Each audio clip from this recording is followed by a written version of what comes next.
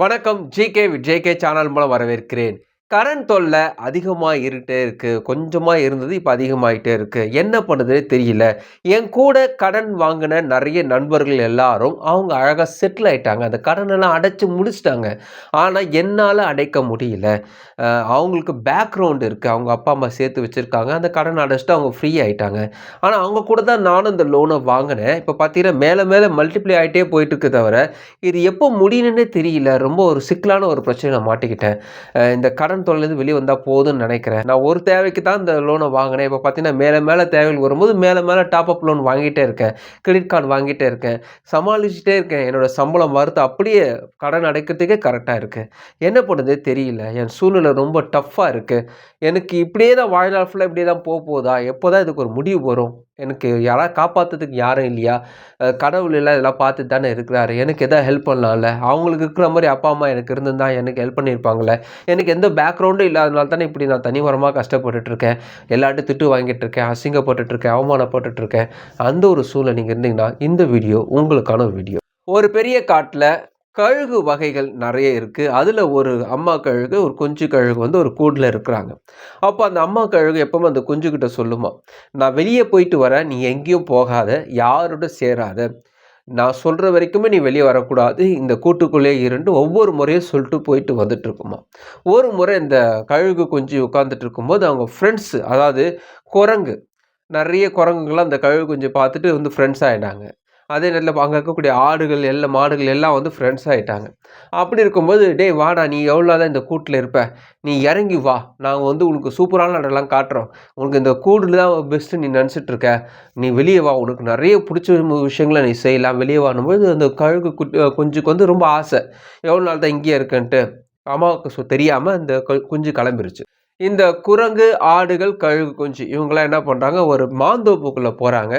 மாந்தோப்பை பார்த்தோன்னே ரொம்ப சந்தோஷமாயிடுச்சு குரங்கு. போய் நிறைய விதமான பழங்கள் சாப்பிடுது. அது சாப்பிட்டதும் இல்லாமல் அங்கே இருக்கக்கூடிய ஆடுகள், இவங்க ஃப்ரெண்ட்ஸான ஆடுகளுக்கும் கொடுக்குது. இந்த கழுகு குஞ்சுக்கும் இந்த ஃப்ரூட்ஸை கொடுக்குது. கழுகு குஞ்சு சாப்பிட்றது ரொம்ப டேஸ்ட்டாக இருக்குது. ஏய் சூப்பர்ரா, இதை நான் டேஸ்ட் பண்ணதே இல்லைடா, சூப்பர்ரா, ரொம்ப தேங்க்ஸ்டான்ட்டு ரொம்ப சந்தோஷமாக்குறாங்க. இந்த சந்தோஷம் ரொம்ப நாள் நிலைக்கல. ஏன்னா அங்கேருந்து ஒரு சத்தம் கேட்குது, யார்ரா அங்கேன்ட்டு இந்த தோட்டக்காரன் வரான். அந்த தோட்டக்காரன் வந்து இந்த தொத்திட்டு வரும்பொழுது இவங்க ஓடுறாங்க, தலை தெறிக்க ஓடுறாங்க. எப்படி ஓடுறாங்கன்னா, ஆடு தன்னுடைய காலில் ஓடுது, குரங்கு தாவி தாவி ஓடுது. ஆனால் இந்த கழுகு குஞ்சுக்கு இன்னும் அந்த பறக்கிற விஷயம் பற்றி தெரியாதனால இந்த ஆடு ஓடுறது போல அது தத்திக்கு தத்தி தத்தாப்புத்தான்னு ஓடுது. ரொம்ப தூரம் ஓட முடியல. ஒரு கட்டத்துக்கு மேலே ஒரு பிரிட்ஜை தாண்டுறாங்க. அந்த தொங்கும் பாலம் சொல்லுவாங்க இல்லையா, அந்த பாலத்தையும் தாண்டி வந்துடுறாங்க. அடுத்த ஒரு பிரிட்ஜு வந்து ரொம்ப மோசமாக இருக்குது. அந்த பாலம் பொறுத்த வரைக்கும் இடிஞ்சு சிதஞ்சு இருக்குது. ஸோ அந்த இடத்துல கடந்து போகிறது பெரிய விஷயம். இவங்க இப்படி இருக்கிற சூழ்நிலையில் எல்லாம் நிற்கிறாங்க, அப்படியே பார்க்குறாங்க. ஐயோ, இது எப்படி கடந்து போகுது, பின்னாடி வர தோட்டக்காரன் துரத்திட்டு வரான், என்ன பண்ணுறது தெரியல. முழிச்சுட்டு இருக்கும் பொழுது இந்த குரங்கு என்ன சொல்லுது, நான் பண்ணுற மாதிரி நீங்கள் பண்ணுங்கள், நீங்கள் தப்பிச்சுக்கலான்ட்டு அழகாக அது தாவி போகும் இல்லையா, அதே போல் அந்த கயிறை பிடிச்சி அழகாக தாவி தாவி போயிடுது. 2 3 குரங்கு போயிடுச்சு.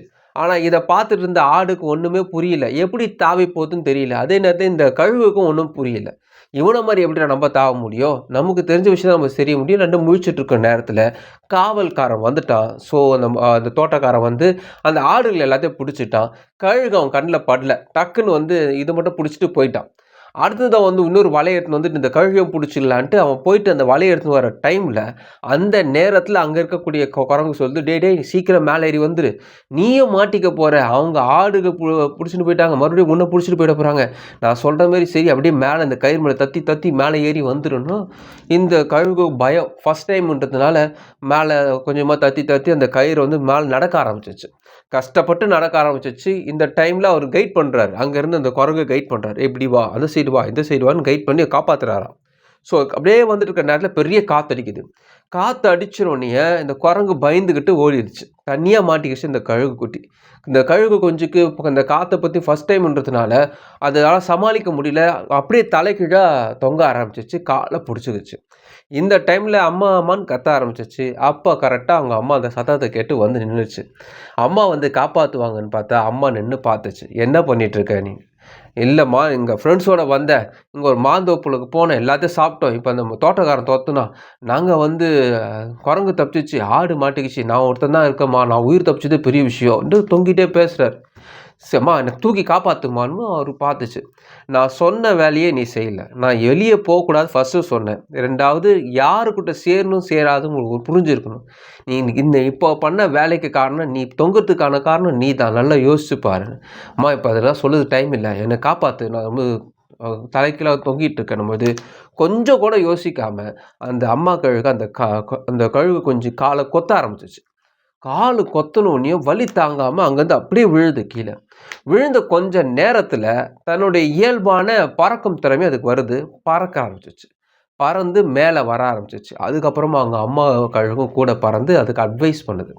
"நீ யாருக்கிட்ட பேசுறியோ, யாருக்கிட்ட பழகுறியோ, அவர்களைப் போலவே நீயும் மாறிடுவ.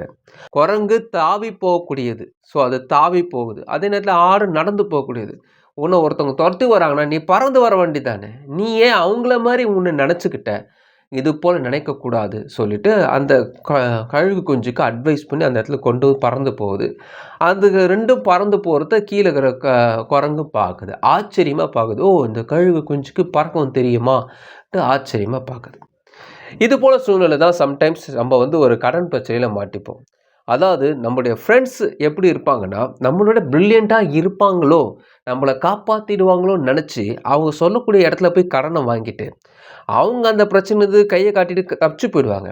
ஆனா, அந்த பிரச்சனை எவ்வளோ ஒரு டீப்பான ஒரு பிரச்சனைன்றது அங்க போனா தான் தெரியும். அதே நேரத்துல அந்த பிரச்சனையில நம்ம மாட்டிக்கிட்டோம். ஆனா, மாட்டிக்கிட்டு அதுலருந்து வெளிய வரும்பொழுது நம்ம எப்படி சிந்திக்கிறோம்னா, நம்ம ஃப்ரெண்ட்ஸு போலயே வெளிய வந்துடணும். நம்ம ஃப்ரெண்ட்ஸு போலயே இந்த பிரச்சனையில வெளிய வந்துடணும். நம்ம ஃப்ரெண்ட்ஸ் என்ன பண்ணியிருப்பாங்கன்னா, ஒரு ரூ. 10,00,000 கடன் வாங்கி வச்சிருப்பாருன்னா, அந்த ரூ. 10,00,000 கடனுக்கு ஒரு 5 பைசா வட்டியில மாட்டிட்டு இருக்காருன்னு வச்சுக்கோங்களேன். அவரு என்ன பண்ணியிருப்பாரு, அந்த 6 பைசா வட்டிக்கு வேற ஒருத்தர்ட்ட கடன் வாங்கி, இந்த கடன அடைச்சிடுவாரு. பார்க்கறதுக்கு இந்த கடன் அடைஞ்ச மாரி இருக்கும். ஆனா, 6 பைசா வட்டிக்கு மறுபடியும் இன்னொரு கடன்ல அவரு மாட்டிக்கிட்டாரு. பார்க்கறதுக்கு இவருக்கு இந்த கடன் அடைஞ்ச மாரி தான் இருக்கும். உங்ககிட்ட சொல்லும்போது இந்த கடன் அடைச்சிருந்த மாரி தான் சொல்ற மாரி இருக்கும். ஓ! அவன் புத்திசாலி போலன்னு நெனச்சு, அவன் என்ன செய்றானோ, அதே போல நம்ம செய்யும்பொழுது மாட்டிப்போம். ஸோ, நம்ம கூட இருக்கக்கூடியவங்க எப்பேர்ப்பட்டவங்க? அவங்களோட வழி தாவி தாவி போகக்கூடிய வழியா? அவங்களுடைய வழி நடந்து போகக்கூடிய வழியா? அப்போ நீங்க எப்பேர்ப்பட்டவங்க? உங்களுடைய கேரக்டர் என்ன? உங்களுக்காக கடவுள் என்ன வச்சிருக்காரு? உங்களுக்கான வழிகள், பறக்கக்கூடிய வழிகள். இது போல இந்த சூழ்நிலை ஒரு ஒரு பிரச்சனையில மாட்டிக்கிட்டீங்கன்னா, இவங்களைப் போலவோ, அவர்களைப் போலவோ சிந்திக்கிறத நிறுத்திட்டு, இத விட மேலான வழி எனக்கு இருக்கு. அது என்கிட்ட தான் இருக்கு. அது இயல்பாகவே என்ட்ட இருக்குன்னு நீங்க நம்பும்பொழுது தான், இந்த பிரச்சனையிலிருந்து நீங்க வெளிவர முடியும். நீங்க சொல்றதெல்லாம் கரெக்ட்டு தாங்க. இப்போ நான் கடன்ல மாட்டிக்கிட்டேன், ஏமாந்துட்டேன், ஃப்ரெண்ட்ஸ்லாம் ஏமாத்திட்டாங்க. என்ன காப்பாத்துறதுக்கு யாரும் இல்ல. நான் என்ன பண்ணலாம்? நீங்க ஒண்ணுமே பண்ண வேணாம். யாரோட அட்வைஸும் இனிமே கேட்காம, உங்க மனத அமைதிப்படுத்துங்க. ஏன்னா நெறைய பேர் உங்கள குற்றப்படுத்தவோ, உங்கள நோகடிக்கிற மாரி நெறைய விஷயங்கள் செய்வாங்க. "நீ முன்னாடியே சொன்னேன் பாத்தியா? நான் கேட்டியா? நான் இதே சொன்னேன் பாத்தியா? கேட்டியா? என்ன நான் சொல்றத நீ கேட்காம பண்ணனால தான் இப்படி மாட்டிக்கிட்டேன்னு" நெறைய விஷயங்கள் சொல்லுவாங்க. இதெல்லாம் அவாய்ட் பண்ணிட்டு, இதுவரைக்கும் நான் செஞ்சது தப்பு தான். ஆனா இந்த டைம்ல கடவுள்ட்ட நான் ஒப்பு கொடுக்க போறேன். எனக்காக கடவுள் வேலை செய்து கொண்டிருக்கார்ன்னு நம்பும் பொழுது, உங்களுக்கான வழிகள் உருவாகும். அது உங்களுக்கு ஆச்சரியத்தை ஏற்படுத்தும். உங்களுக்கான வழி நீங்க எதிர்பார்க்காத ஒரு விஷயம் உங்களுக்கு நடக்கும். ஏன்னா இதுவரைக்குமே மத்தவங்கள நம்பிட்டு இருந்தீங்க. இப்ப நீங்க கடவுள் மேல பாரத்த போட்டு உங்க மனச அமைதிப்படுத்தும் பொழுது, உங்களுக்கான வழிகள் ஒண்ணு ஒண்ணா திறக்க ஆரம்பிச்சுரும். இது என்னோட அனுபவத்துல சொல்றேன். நம்ம அமைதியா சில விஷயங்கள் இருந்தாவே, உங்க பிரச்சனை இருந்தா ஈஸியா நீங்க வெளிய வந்துடலாம். நீங்க ரொம்ப சிரமப்பட தேவையில்ல. ரொம்ப யாரையும் நம்பி அங்கங்க அலையலாம் வேண்டாம். தெரிஞ்சு போச்சு, கதவெல்லாம் மூடி போச்சுன்ட்டு கொஞ்சம் அமைதியா இருங்க. உங்களுக்கான வழிகள் தயாராகி கொண்டிருக்குது. பொறுமையா இருங்க. உங்க பிரச்சனையிலேருந்து நீங்க சீக்கிரமா வெளிய வருவீங்க. அதனால மனம் தளராதீங்க, குழப்பிக்காதீங்க, திகையாதீங்க. அது இதையும் போட்டு ரொம்ப மனச குழப்பிக்காதீங்க. லேசா வைங்க. சிம்பிளா முடிஞ்சிருங்க. பயப்படாதீங்க. இந்த சூழ்நிலையிலிருந்து கண்டிப்பா நீங்க வெளிய வருவீங்க. கடவுள் உங்களுக்காக வேலை செய்து கொண்டிருக்கார். நம்பிக்கையா இருங்க. இந்த வீடியோ உங்களுக்கு பிரோஜனமா நினைக்கிறேன். உங்க ஃப்ரெண்ட்ஸுக்கு ஷேர் பண்ணுங்க. பிரோஜனமாக்கும். மறுபடியும் பார்க்கலாம். வணக்கம்.